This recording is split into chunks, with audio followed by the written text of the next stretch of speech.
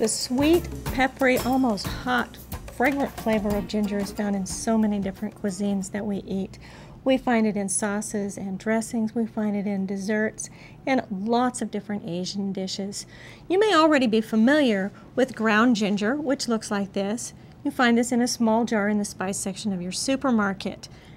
This and all the other gingers that we're talking about today start off as something that looks like this. It's dried and ground into a powder, put into a jar and shipped to your supermarket. Another form of ginger that you might be familiar with is candied ginger or crystallized ginger. This is ginger that's been cut into large pieces and cooked multiple times in a sugar syrup until sugar crystals form on the outside of the ginger. And then it's dried and put into a jar and shipped to your store. This is very sweet and very gingery. It's a nice addition to cakes and muffins, or to dip in a bit of chocolate, or just to eat by itself. This ginger also starts out looking like this.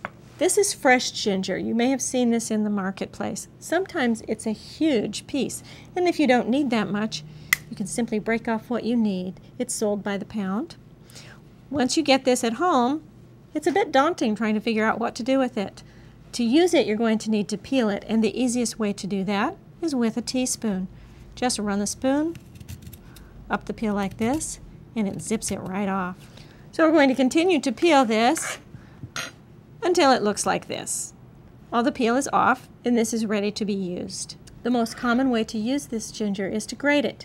If you have a microplane grater, use that. It does a great job on the ginger. Typically, I use this from the back side, so that as I grate my ginger, I can see how much is coming up, and I'll grate until I think I have enough. Freshly grated ginger has a wonderful aroma and a very peppery flavor to it. Just a slight bit of sweetness, but most of the sweetness is what you're going to add. So if you're putting this in a savory dish, don't worry about adding too much ginger because it's not going to be sweet.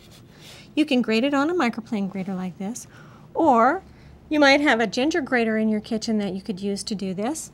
A ginger grater is typically made of porcelain, and it has very pointed, sharp bumps on it. You just run the ginger over the top of that, and you get grated ginger. It's great. If only you could smell this. It's truly wonderful. When you're finished grating your ginger, there's a good chance you're going to have a piece left over. Ginger is a wonderful thing to have on hand. If you took this piece of ginger and just wrapped it and put it in your refrigerator, it would last for maybe 4 or 5 days, but then you're going to have mold on it. There's a better way to store this so that you can always have ginger on hand. I recommend one of 2 ways. Take the ginger and put it into a Ziploc bag, press out the air, put it into your freezer. When you're ready to use it, simply pull it out of the bag and grate what you need while it's still frozen. It tastes just the same. Just don't thaw it first, it gets very spongy. Another way to preserve this ginger would be to take it and cut it into chunks. And then put your chunks of ginger into a glass jar and cover the ginger with sherry. Be sure that the ginger is completely covered so that none of it is exposed to the air.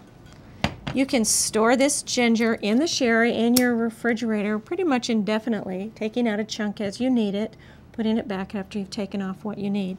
And when you're done using the ginger in this jar, you'll have wonderfully flavored sherry to use in a sauce or a salad dressing. Fresh ginger is a great addition to your cooking. Find it in the produce section of your supermarket. I think it's something you're going to be addicted to.